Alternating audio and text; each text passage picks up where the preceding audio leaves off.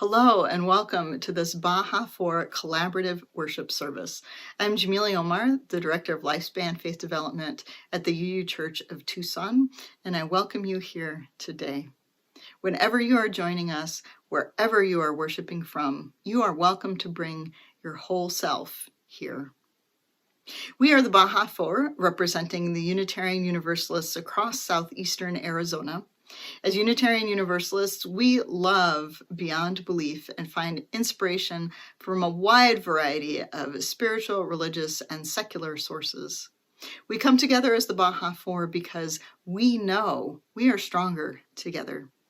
We represent Borderlands Unitarian Universalists in Amado, Sky Island Unitarian Universalist Church in Sierra Vista, Mountain Vista Unitarian Universalist Church in Northwest Tucson, and my home congregation, the Unitarian Universalist Church of Tucson on the east side of Tucson. In today's service, we're reflecting on the ways we learn and teach this really slippery thing that we call spirituality. It's a concept that I, frankly, have always been a little afraid of. It means lots and lots of things, and sometimes not much. And we're going to explore that today. As we start today, I invite you to think of your own experience with the concept of spirituality and your feelings about it. If it brings up strong feelings, I invite you to sit with them with your childlike curiosity. Where do those feelings come from? What do they bring up for you? If it means not much to you at all, I invite you to sit with that too. What does the concept mean to you, and how do you experience it? What do you attach to that word, spirituality? UU minister Reverend Nancy Shaffer penned our chalice lighting words today, and to me, they embody the tension that we experience in the term spirituality, and they also invite us to approach the word with curiosity and wonder. I personally believe that Unitarian Universalism is a faith that can hold all, which is the title of her poem. And it does so when we allow each person to bring their experience with them. She says, that which holds all. Because she wanted everyone to feel included in her prayer, she said right at the beginning several names for the holy. Spirit, she said, Holy One, Mystery, God. Then, thinking these weren't enough ways of addressing that which cannot fully be addressed, she added peculiarities like Spirit of Life, Spirit of Love, Ancient Holy One, Mystery we will never fully know, Gracious God, and also Spirit of this earth, God of Sarah, Gaia, Thou. And then, tongue loosened, she fell to naming superlatives as well. Most creative one, greatest source, closest hope. Even those superlatives for the sacred seemed to her probably redundant. She couldn't stop. One who made the stars, she said, although she knew technically a number of those present didn't believe that anyone had made the stars. But just luckily, it happened. One who is an entire ocean of compassion, she said. No one laughed. That which has been present since before the beginning, she said, and the room was silent. Then, although she hadn't imagined it this way, others began to offer names. Peace, said one. One my mother knew, said another. Ancestor, said a third. Wind, rain, breath, said one near the back. Refuge, that which holds all. A child said, water. Someone said, Kyan Yin, and then womb, witnessed, great kindness, great eagle, eternal stillness. And then, there wasn't any need to say the things she thought would be important to say. And everyone sat hushed until someone said, Amen. In your names, in the spirit of childlike wonder and curiosity, we light our chalice.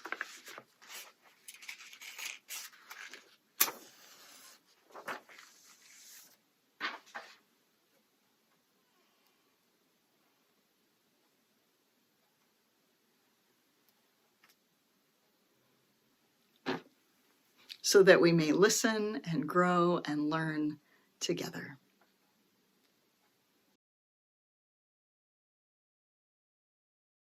Here's what I'll share with my daughter about why we practice a weekly land acknowledgement. I will say to her that wherever you are on land and in a place with a story. And wherever there is land, there is a longer story of the people and beings on that land. And we believe that we should remember the stories and recognize these people and beings out loud. I will say that it is important to remember these stories and to ask questions about these stories so that you might take action on these stories. And that sometimes people work really hard to erase stories that are painful, or to erase stories where their own people caused pain to other people. But that we believe in paying attention to what has been hurt, and that we believe in being part of the long story of making things better together, especially when we have caused pain. I will say that these words alone are not enough, and that healing and making things better happens in steps and friendships. And sometimes the steps are clear, and sometimes they are not, and that friendships take time.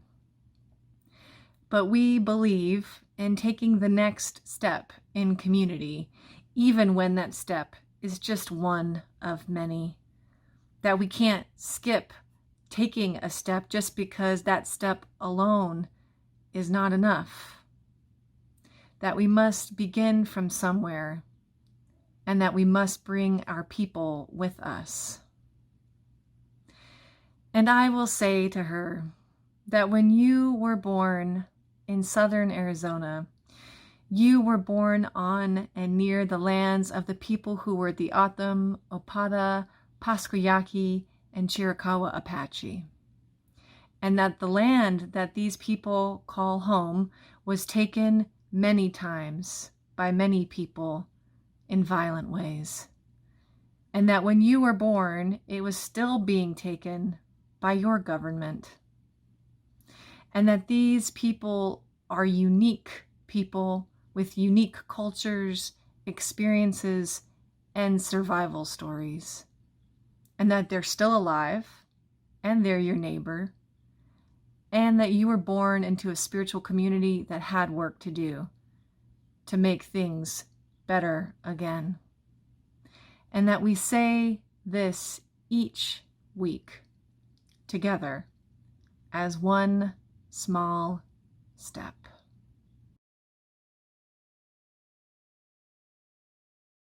Each night a child is born is a holy night, a time for singing, a time for wondering, a time for worshiping. Each night a child is born is a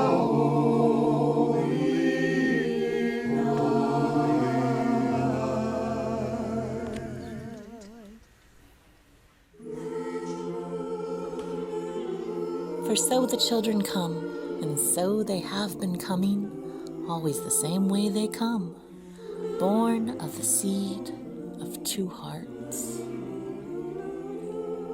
No angels herald their beginnings. No prophets predict their future courses. No wise ones see a star to show where to find the babe that will save humankind. Each night a child is born is a holy night, a time for singing, a time for wondering, a time for worshiping. Each night a child is born is a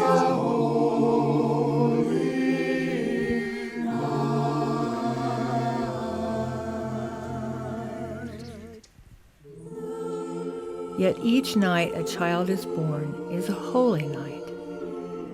Parents, sitting beside their children's cribs, feel glory in the sight of new life beginning. They ask, where and how will this new life end?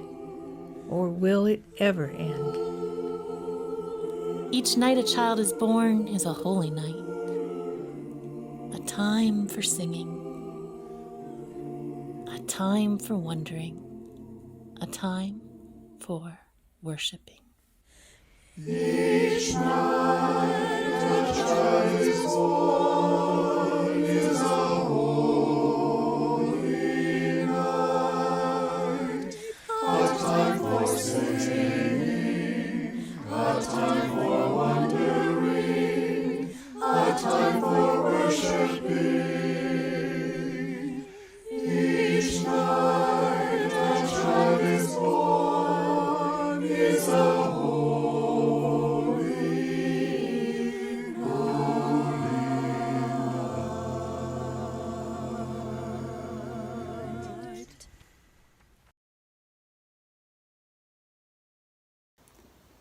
Family. Perhaps to some of us it feels like an easy or familiar word. But what do we mean by family?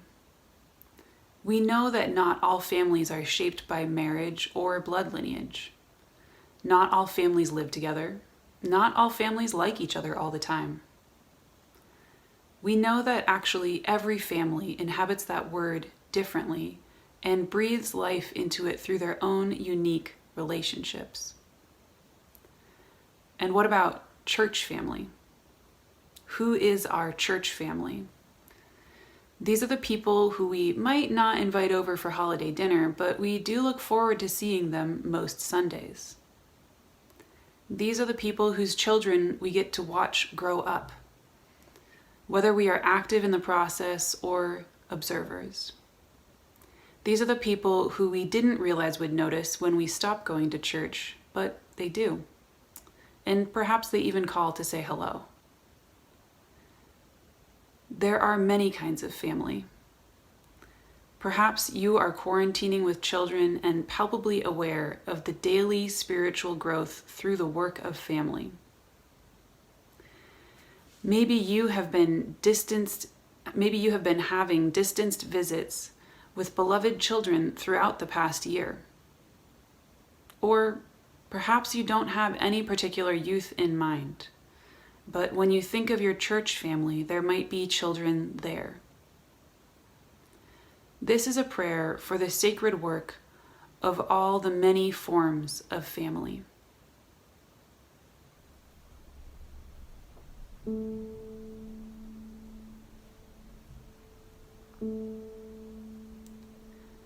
O mystery, I pray into your depths for the wisdom you offer to each of us.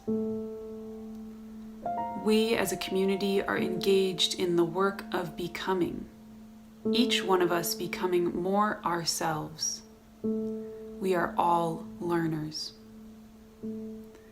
We are children and adults. We are young and old. We are excited and exhausted. We adults each have a different experience of being near to or far from the children in our lives. This is especially true in this past year of quarantine. Some of us have been full-time parents with little company aside from our children. Others of us have been unable to be with the children we adore. We are each coming from a different perspective.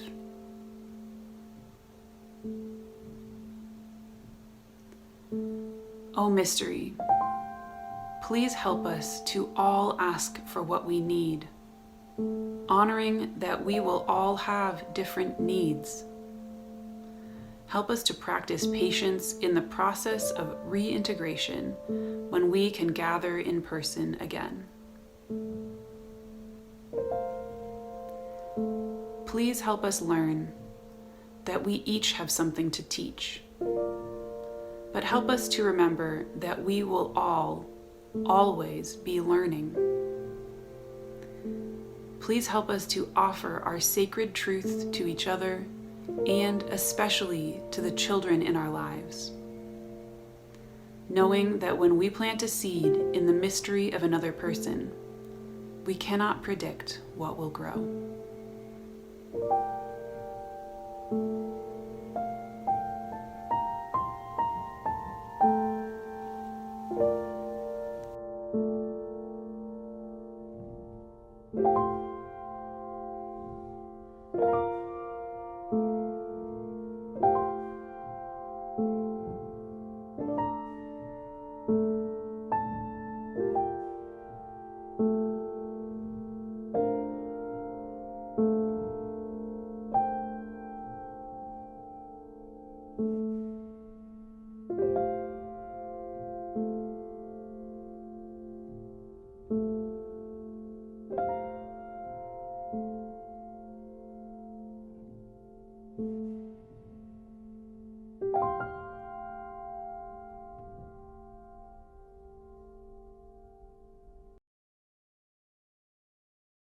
Hello friends, today I'll be reading the story called The Donkey. Many years ago there lived a man and his donkey. They had farmed together, plowed fields and harvested grain together, gone to the markets together, and had eventually grown old together. The old farmer also had a grandchild who was more than the joy of his life. He knew that he was nearing the end of his days, and he wanted to leave the child a little something besides the tiny patch of land that he farmed every day. The only other thing of value that he owned was his donkey, so he decided to sell it at the market and give the money to his grandchild. One morning, as the old man was getting ready to go to the market, he called to his grandchild and asked if they'd like to come along. The child was more than happy to spend time with his cherished grandfather, especially on market day. "I'm selling my donkey," said the old man.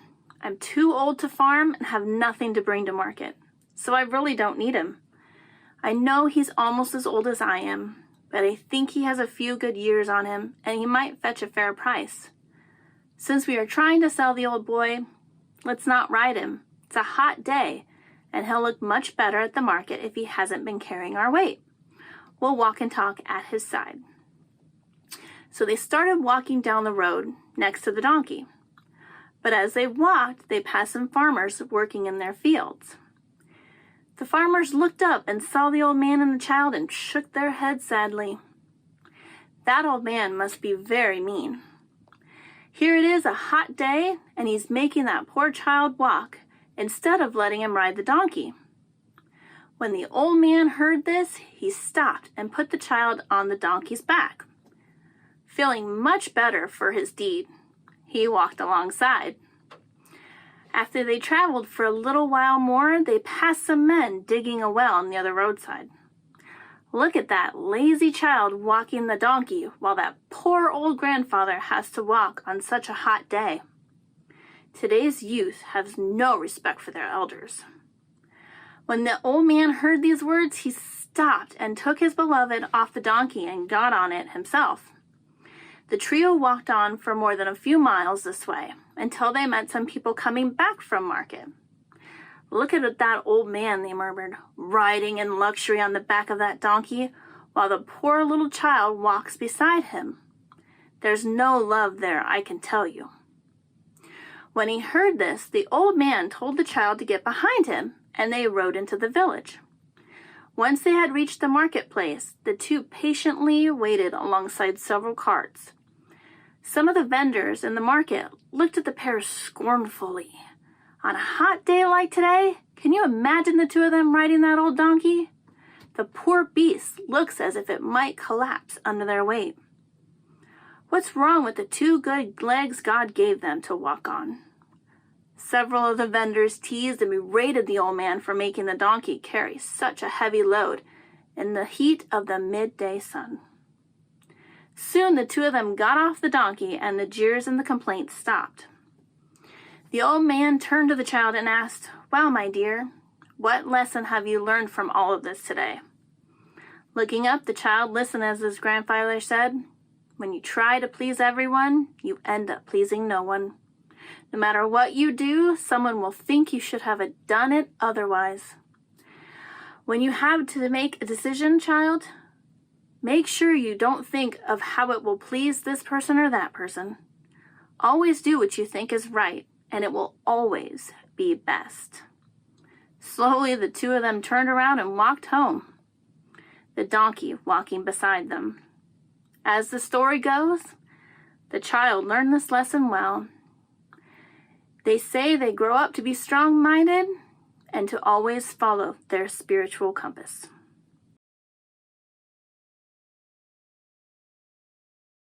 So I want to ask your opinion. When I was researching that story, The Donkey, there's some debate as to whether the grandfather was actually intending to sell the donkey at the market. Was he just trying to teach a lesson to the child? Or was he actually planning to sell the donkey and then decided not to? What do you think? And how do we think that the child learned the lesson to follow their compass, their spiritual compass that tells them where to go, and not to listen to the vicissitudes of the crowds as they're walking through? There's a song that keeps coming to mind as I was thinking about this service today. It's Casey Musgrove. Some of you probably know her. The song is called "Follow Your Arrow," which is where we got the title from today. And one of the lyrics, sing along if you know this, in the middle of the song, she sings, "Follow your arrow wherever it points. Say what you think. Love who you love, 'cause you only get so many trips around the sun. Yeah, you only live once, so make lots of noise." I kind of love this song. And the wisdom from both the donkey and from Casey Musgraves isn't just that we should throw all the rules to the wind. There are some rules or some ways of being that actually are in a line with who we are and how we want to live in this world. The trick is to know what those are and how to access them. The trick is to follow our own inner spiritual compass. And on this point, science would readily agree. There's a book called The Spiritual Child. Dr. Lisa Miller is the author, and she shares her most compelling research on the intersections between psychology and spirituality. See, she went looking for that question, what does psychology say about spirituality? And surprisingly enough, there wasn't much research. So she started doing it.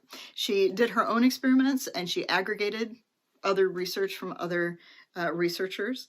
And they came up with a definition of spirituality I want to read to you here. For psychologists, spirituality is, quote, an inner sense of a relationship to a higher power that is loving and guiding. The word we give to this higher power might be God, nature, spirit, the universe, the creator, or other words that represent a divine presence. But the important point is that spirituality encompasses our relationship and dialogue with this higher presence. So let's sit with that for a moment. Spirituality is an inner sense of a relationship to a higher power that is loving and guiding. We live out this relationship through our values. Miller says, the precise embodiment of that transcendent universe, the other side of the two-way spiritual conversation, comes in many forms and has many different names. She says it can take the form of spirit, the natural world, God, or a sense of oneness with the world, the larger community of which we are a part. This two-way spiritual dialogue may or may not include religion. The connection can occur in meditation, in yoga, or something as simple as a child's relationship to a family pet, backyard wildlife, or a beloved tree. So as we see when we get into the definition of spirituality as proposed by psychologists, it's not about religion. It's not as narrow as God. It is big and encompassing and transcendent. And it can be that arrow that helps us know where to go and when. She goes on to say that this definition is critically important because it posits that a higher power that can be known to us, not only as God, but all these other terms, and that this power is loving, not controlling, hostile, or even just simply disinterested. This higher power loves us and more guides us. We are in a two-way relationship with this higher power if we also rely on or love it, him, her, them, however we name them, and if we allow ourselves to be guided in return.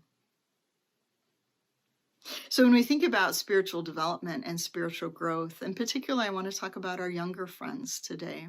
When we think about spiritual development, it is the growth and progression of our inborn spirituality. And Dr. Miller absolutely believes that we have this capacity inborn within us to create connection that extends beyond ourselves and deeply within ourselves.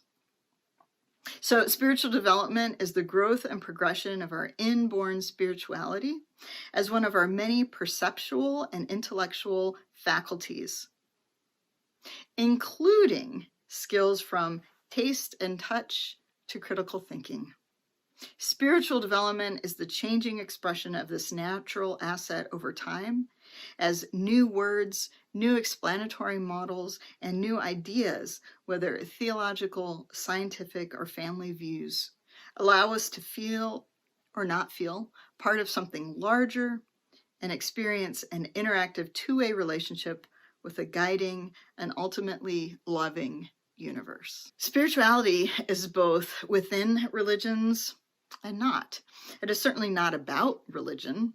Non-religious people and those from religions across the world report similar experiences no matter what they call the divine or the transcendent. And not all people who identify as religious experience a transcendent that is loving and guiding. Miller argues that this spiritual life is innate and it's available in varying degrees, of course, to each of us. And so where does the spirituality come from?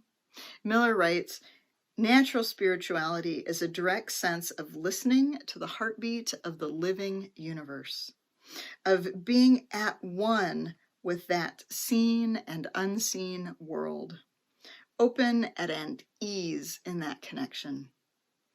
Each child's spirituality precedes and transcends language, culture, and religion. It comes as naturally to children as their fascination with the butterfly or the twinkling star-filled night sky. As parents and guardians and church family, we play a powerful role in our child's spiritual development, just as we play a powerful role in every other aspect of their development. Miller argues that spirituality is natural and inborn, fundamental to the human constitution. The piece of the research that's particularly hard for me to get my head around is the power that she ascribes to this definition of spirituality. And I'm sure there's some of you listening thinking, yeah, I have that difficulty too. Stay with me for a minute. She argues that children are born fluent in this primal, non-verbal dimension of knowing, that children are born with varying capacities of it, but that we are all born with this dimension. She says that spirituality is the language of these moments. The moments of watching a bird and a flower, watching rain pool into a puddle, of feeling the snow falling on your palm in Tucson in January, the feeling of watching a garden slug. Spirituality is the language of these moments, this transcendent experience of nourishing connection. The transcendent experience of nourishing connection. And once we grasp this, that spirituality is the transcendent experience of nourishing connection, our spiritual but not religious friends might be able to remember a time when they felt a deep connection to something outside themselves, when you felt a deep connection to something outside yourself, or a connection to something deeply within yourself. And with this clarity, some of Miller's other larger claims come into focus. She reports that the research tells her that spirituality, this two-way relationship with the transcendent, can be more protective against depression, substance misuse, and other dangerous choices than almost any other parenting or nurturing decision. She writes that the joint effect of parenting and spirituality was the most profoundly protective factor in relation to depression ever found in the clinical sciences. So, nurturing a child's spirituality, encouraging them to have a two-way connection with a transcendent experience, is more protective against depression than any other factor in the clinical setting. Spirituality has this protective factor because it assures a person that they are loved and cared for, and that the inner compass, their inner arrow, their spiritual guidance points in healthy and safe directions for themselves. By learning to listen to the transcendent, children become self-directed when faced with the option to engage in harmful behavior, and they are less prone to depression, even in the face of adverse childhood experiences. So if spirituality is so important and such a protective factor for children, how can we nurture and support their spiritual development? First of all, I might argue that if you're watching this and you're parenting children, you're probably already doing it. There's a good chance that you're already engaging with them in the ways that I'm going to talk about. The same intention and attention it takes to engage with this worship service is likely what you're already doing with the young people in your life. My experience and Miller's experience, Dr. Miller's experience, however, is that adults aren't confident. We don't feel our confidence when we're guiding young people. Miller says, so many parents tell me that they aren't spiritual themselves or don't think of themselves as spiritual enough. But I ask them, she says, in her clinical setting, if they love their child, and the answer is a passionate yes. So don't worry. Pure, selfless, and unconditional love goes a long way. In fact, strong and healthy parental love can fill in much of the spiritual development need. Unconditional love is spiritual parenting.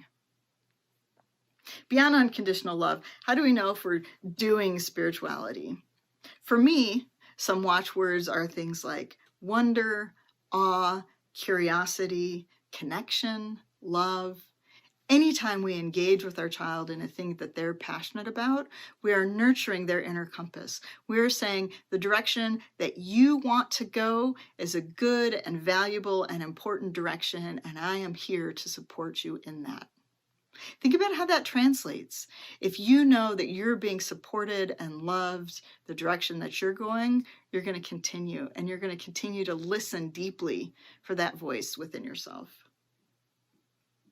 Not only that, but these are words that we can experience, we can associate with spiritual experiences, and nurturing these feelings by stopping to observe the leaf floating to the ground, meditating or praying together, walking quietly through the swallows, sharing small and large gratitudes together, or even lighting a chalice before a meal teaches children that their impulses to notice and to wonderment are valuable to us.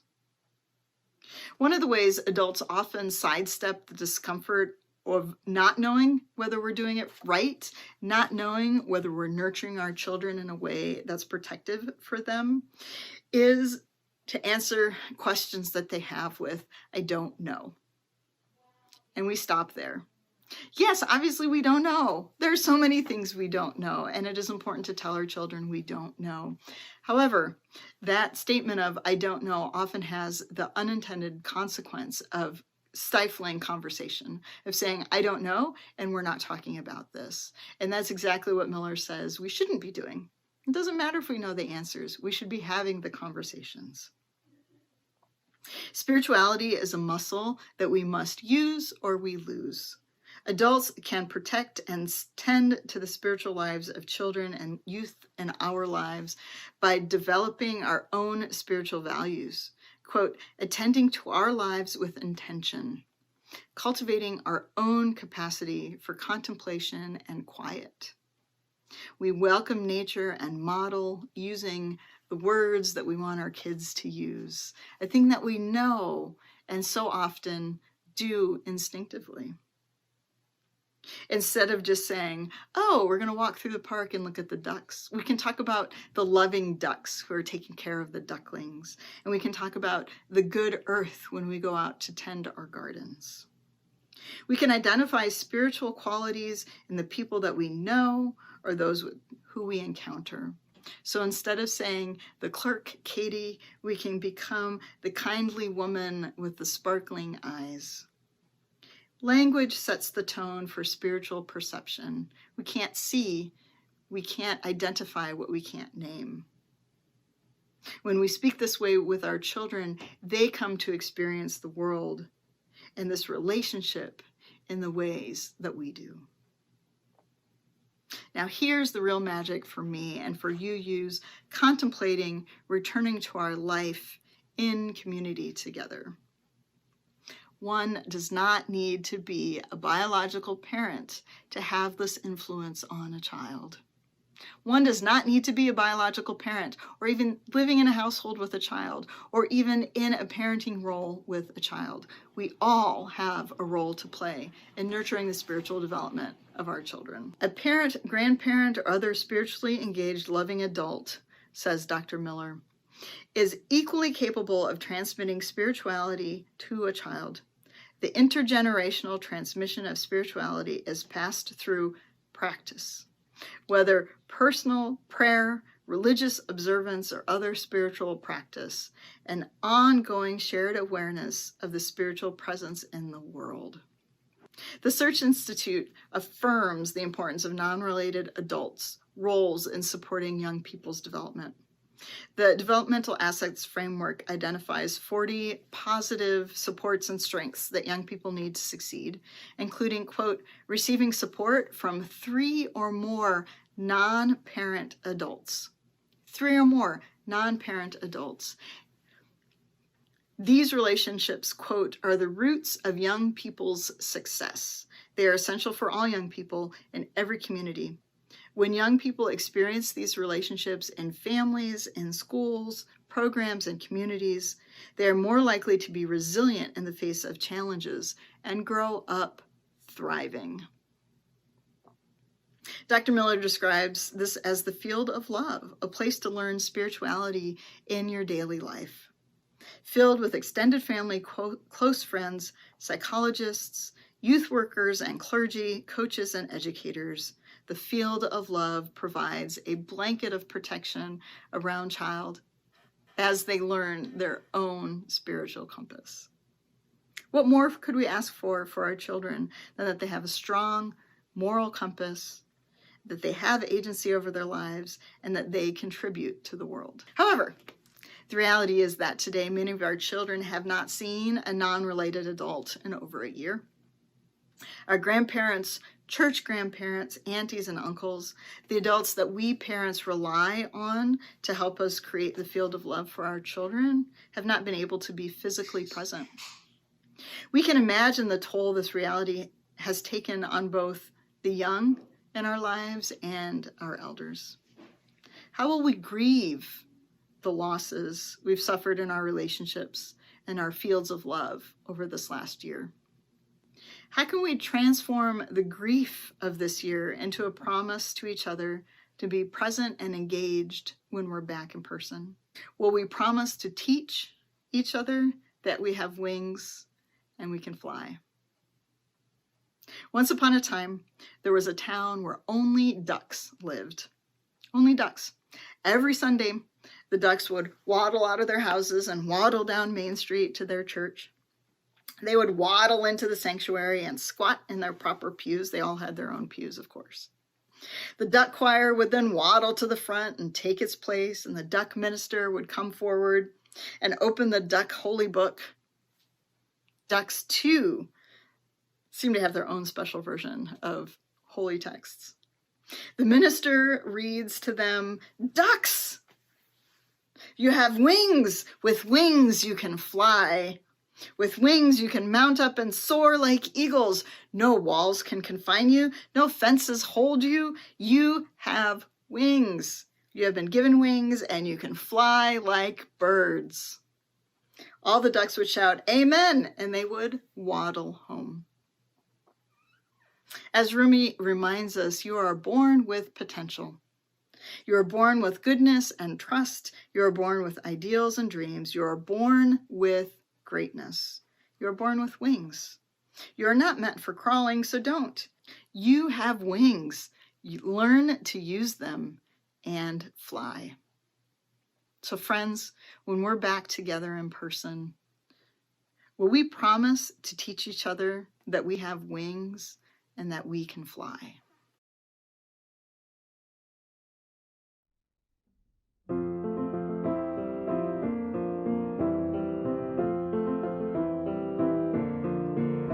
I seek the spirit of a child who meets life naturally, the child who sings the world alive and greets the morning sun with glee.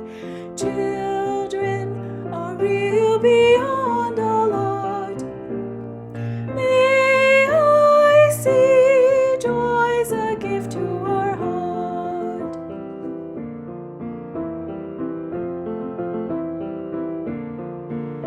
I seek the freedom of a child who loves instinctively, who lights our day with just a smile and shines that light on all we see. Children are real beyond all fears. May I see hope's a gift to our tears.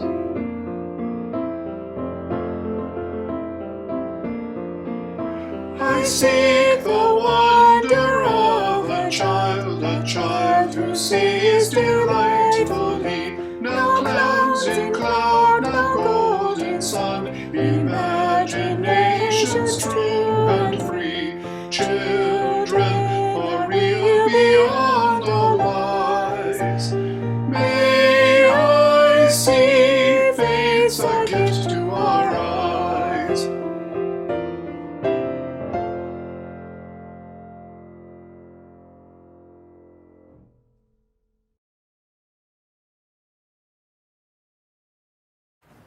The Wooden Bowl.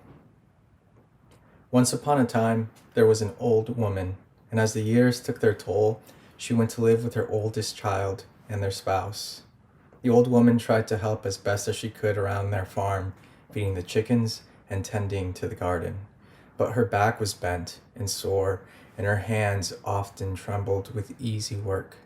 Soon, the family had a new baby, and the old woman was overjoyed at being with the family. From birth, the grandmother told stories and sang songs. She taught them to recognize wildflowers and birds and taught them how to make a kite. The child loved this grandmother, and the old woman loved the child. As the months went on, the old woman's hands trembled more and more, and she began to spill food onto the tablecloth, and sometimes it even fell from her mouth. The old woman's child and spouse were disgusted. So soon she was eating alone at a small table, away from the family, away from her beloved grandchild. One day her trembling hands fell, and she dropped the clay bowl that she ate her meals from, and it shattered all over the floor. The grandmother's children yelled at her and were so upset that they gave their mother the old wooden bowl that once held the seeds that the old woman used to feed the chickens. The old woman sighed and said nothing, accepting her fate with resignation. One day, the adults watched their young child take a piece of wood from the woodpile. The child took out the little knife handed down through generations and very carefully began to work on the wood, carving and shaping it very slowly, as only a child can. The parents sat near and asked what they were making with the wood. "I am making a wooden bowl, so when you are old and your hands tremble like your grandmother's, you'll have something to eat out of at mealtime." The parents looked at each other with tears in their eyes, tears of shame. They had brought the old grandmother back to their table, where she ate with the family the rest of her days. And if she spilled a bit of food, they smiled at her and gave it no thought at all.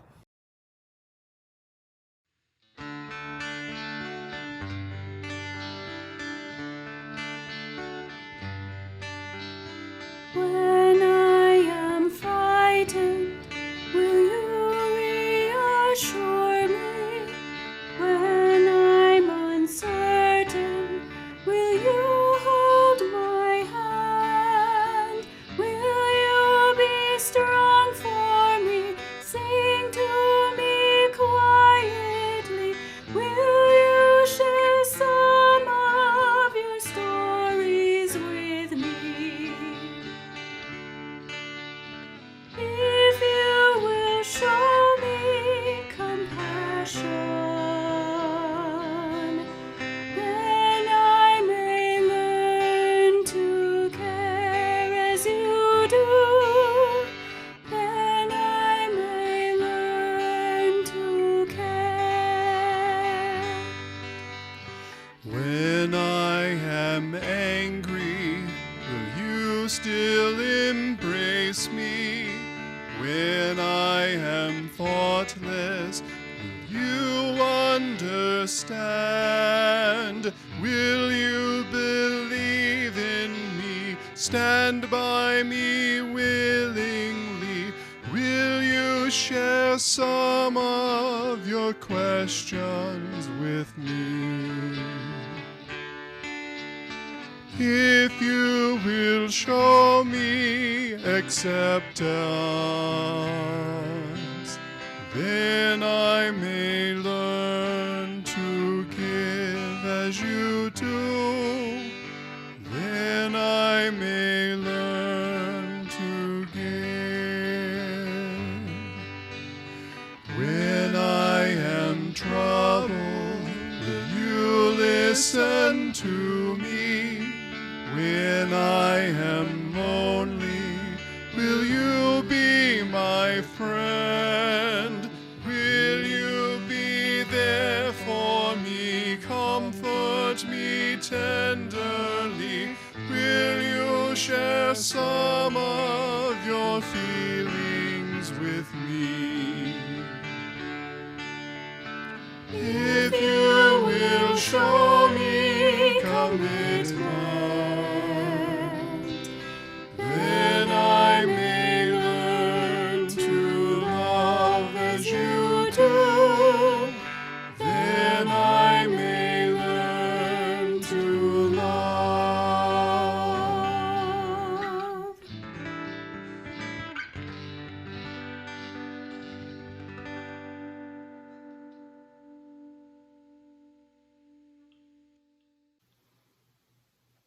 The original title of this service was The Intergenerational Transmission of Spirituality, but that was way too long to fit on the title slide. And as we wrap up our time today, I want to reflect a little more on the fact that our children and youth and younger adults often teach us as much, if not more, about the ways in which and the reasons why it is so important to know and to follow our own inner arrow. My children, the one I live at home with and have spent so very much time with over this last year, as well as my spiritual children, the ones who I used to see in church every Sunday and miss dearly, remind me to slow down, to pay attention, and who encourage spiritual growth in a free and responsible search for truth and meaning and the right of conscience, which sounds an awful lot like the covenant that we as Unitarian Universalists affirm and promote together as a faith. We have built into this faith the realization that each of us has a different truth, and that the ability to act upon our own truths is the highest expression of human good. But we already knew this. We knew that we would need to lean on our faith when the going gets tough, to lead us through difficult times in a direction that aligns with our individual arrows, but one that also promotes world community with peace, liberty, and justice, and respect for the interdependent web of all existence of which we are a part. Never has it been more true than now. We extinguish this flame, but the sparks within us remain alight. From each of us and our supposed solitude, the signals buzz and hum, sparkling through space to one another, connecting us invisibly but palpably. We are one, and from every window our light shines.